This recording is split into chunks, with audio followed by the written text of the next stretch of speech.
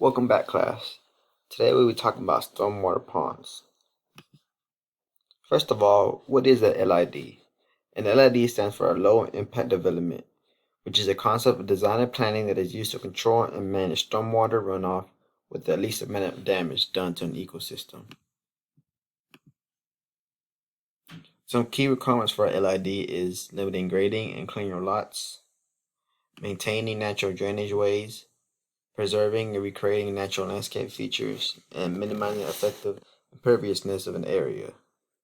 Some examples of LID concepts are rain barrels, vegetation, green roofs, and most importantly, stormwater ponds.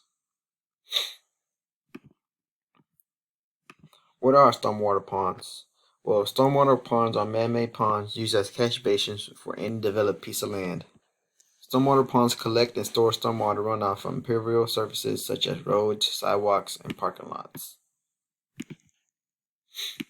How and where are they constructed? Well, they are usually constructed using excavation or filling to make an area susceptible to holding water. Many of the times, stormwater ponds are in common areas such as neighborhoods or commercial areas where they are the most impervious areas. This is an example of a stormwater pond in a neighborhood. And this is an example of the stormwater pond being created by using the excavation method.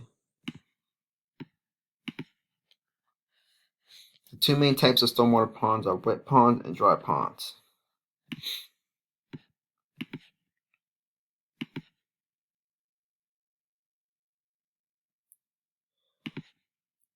What is a wet pond? Well, a wet pond is a pool of water that is used to collect and store stormwater runoff. A wet pond has an outlet structure that allows for a permanent pool of water. A wet pond must have a minimum of 20 acres of drainage in order to always retain water in such pond and have some sort of drainage system for any possibility of overflow. Here's a quick diagram of a wet pond. You see the inlet and the drain pipe, which allows for water to come in, and an outlet right here when there's overflow.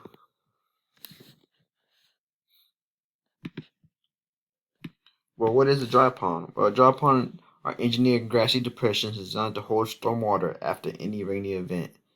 The main difference between a wet pond and a dry pond is that wet ponds only temporarily hold water. The main purpose of a dry pond is to trap pollutants, lower runoff peak flows, and reduce erosion. Here are a few pictures of a dry pond.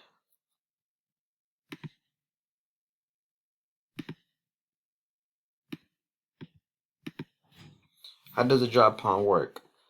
A dry pond consists of an inflow pipe, sediment forward bay or sound filter, an embankment, a trash rack, a riser structure, and an outflow.